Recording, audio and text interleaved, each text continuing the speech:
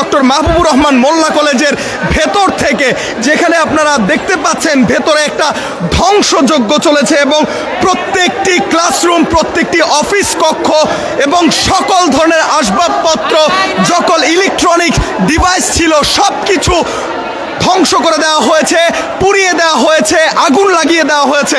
আপনারা যদি একটুখানি দেখার চেষ্টা করেন, এই মুহূর্তে আপনারা দেখতে পাবেন যে মাহবুবুর রহমান মোল্লা কলেজের ভেতরের চিত্র, যেখানে সব কিছু আগুন লাগিয়ে পুড়িয়ে দেওয়া হয়েছে এবং শিক্ষার্থীরা এখনো পর্যন্ত মাহবুবুর রহমান মোল্লা কলেজের ভেতরে অবস্থান করছেন।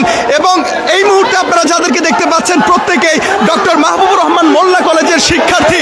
এবং আপনাদেরকে জানিয়ে রাখি, মাহবুবুর রহমান মোল্লা কলেজের ভেতরে এখনো পর্যন্ত কবি নজরুল এবং শহীদ সোহরাওয়ার্দী কলেজের শিক্ষার্থীরা রয়েছেন এবং এখানকার শিক্ষার্থীরা বলছেন তারা সেই সকল শিক্ষার্থীদেরকে আটক করেছেন, কেননা সকাল থেকে তারা মাহবুবুর রহমান মোল্লা কলেজের কণ্ঠে মাহবুবুর রহমান মোল্লা কলেজের ভেতরের অংশ থেকে সরাসরি সংযুক্ত করেছি এবং আপনাদেরকে দেখানোর চেষ্টা করছি ভেতরে এই মুহূর্তের চিত্র।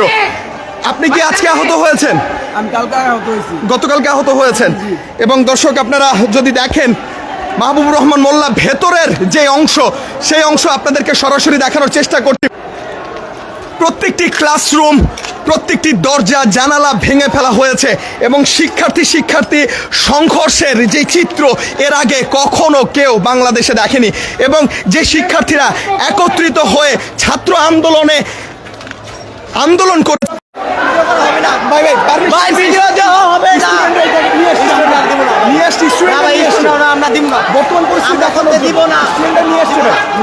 প্রশাসন আইতে পারলো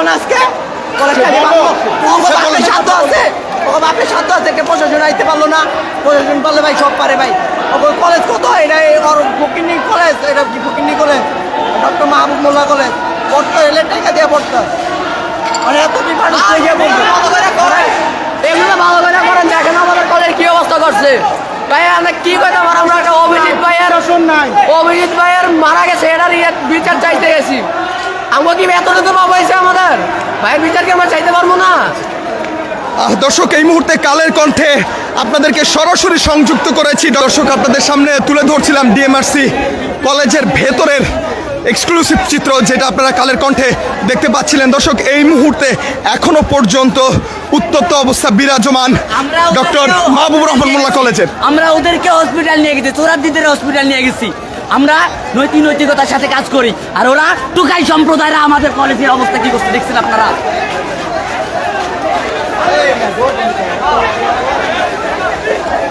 এবং দর্শক, আরো একজন আহতকে বের করা হচ্ছে এবং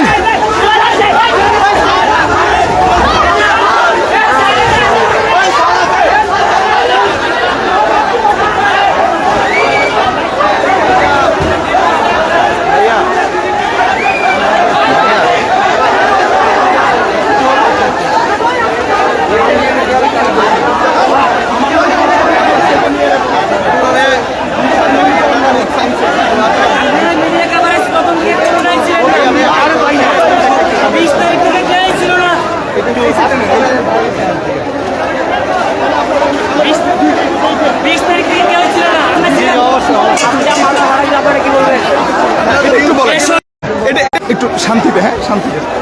বর্তমান পরিস্থিতি কি?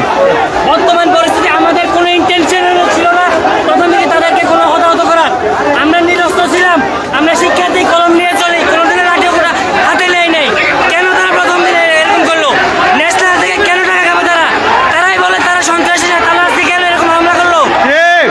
হামলা কেন করলো? তারা সঠিক মীমাংসায় চাইছিল, মীমাংসা করুক।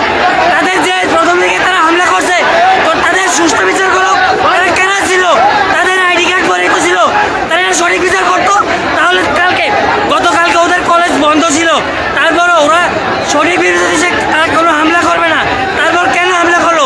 তাদের প্রতিষ্ঠান থেকে এসে আমাদেরকে হামলা করে, এটা তো আমরা চাই নাই কোনোদিনও। সব ধ্বংস করে দিচ্ছে। আপনি মাস্ক পরা আছেন? দর্শক, এই মুহূর্তের যে চিত্র আপনারা দেখতে পাচ্ছেন ডক্টর মাহবুবুর রহমান মোল্লা কলেজের সামনে, এই ঘটনার উৎপত্তি স্থল আসলে কোথায়, কেন এই ধরনের ঘটনা ঘটছে, এমনটাই আসলে প্রশ্ন সাধারণ মানুষের। এবং শিক্ষার্থীরা বলছে যে সাধারণ শিক্ষার্থী হয়ে আরেকটা সাধারণ শিক্ষার্থীদের কলেজ এইভাবে কেন ভাঙচুর করা হলো, কেন এই ধরনের ধ্বংসযজ্ঞ চালানো হলো, এমনটাই প্রশ্ন করছে সাধারণ শিক্ষার্থীরা। এবং দর্শক, আপনাদেরকে যদি একটু দেখানোর চেষ্টা করি, ডক্টর মাহবুবুর রহমান মোল্লা কলেজের বাহিরের চিত্র এটি, এবং বাহির থেকে পুরো ভবনটিকে এমনভাবে ভাঙা হয়েছে দেখে মনে হচ্ছে এখানে কোনো একটি ধ্বংসযজ্ঞ চলেছে।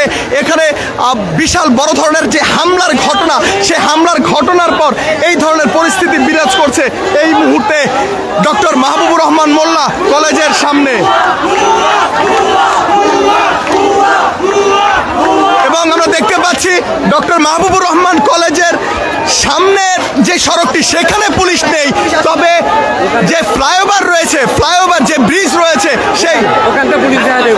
সেই ব্রিজের সামনে এই মুহূর্তে পুলিশ সদস্যরা সেখান দিয়ে হেঁটে যাচ্ছে।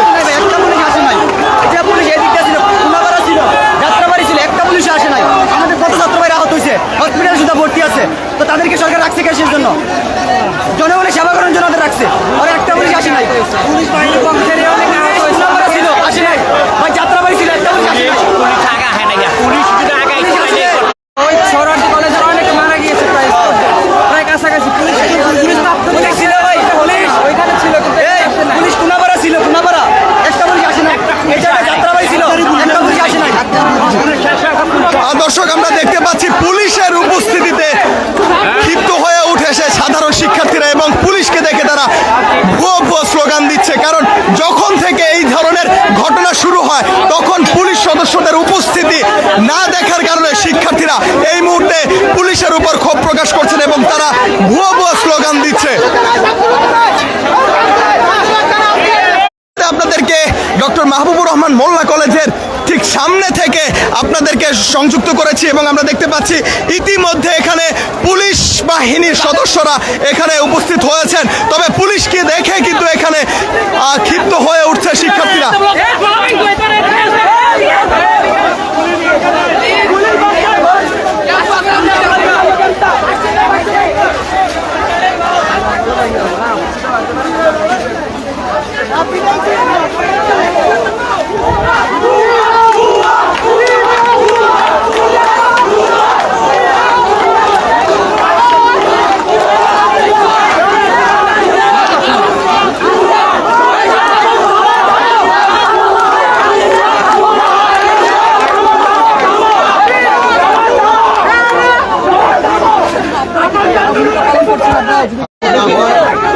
আমরা যাত্রাবাড়ির মোড়ে